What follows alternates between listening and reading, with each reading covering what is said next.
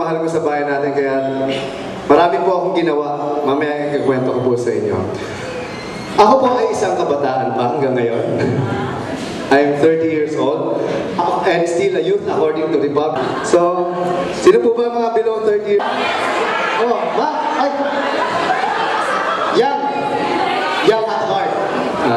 Okay lang po yan. Dapat po laging young at heart ang ating feeling, di ba, sir? Kita niyo si Sir Nilo, batang-bata. Sir? Ayan. Si Pocholo po ay isang dreamer na katulad ninyo. Kinder pa lang po ako niya. Ayan po ako nung elementary, high school. Ako po ay nag-aral sa public school. Buong buhay ko po, public school ako. Pero kung titignan nyo, may naiiba po ba dyan sa aming ano? Ano po naiiba? Spot the nut. May naiiba, di ba? May nakatayo? Sino kaya yun? Yan, ako po yan. Kasi ako po naniniwala na ang tao, makita mong naiiba ka. Kasi kung hindi ka magpaparamdam, you're one of them na. So naniniwala ako, kaya nga kayo number 1 ngayon, di ba? Dahil naiiba kayo, tama ba? Alright. So, yan po ako noong 1999. Graduate po ako sa UP Diliman. Si Pocholo po isang ang nagawa ko. Sample? Sige nga. Ano ba na yung puppet doon? Ako yung nag-boses sa yung voiceover. O, sige. Huwag niyo ako tignan. Sige. Pikit na lang ulit kayo. Okay. Ganito yung commercial na yan.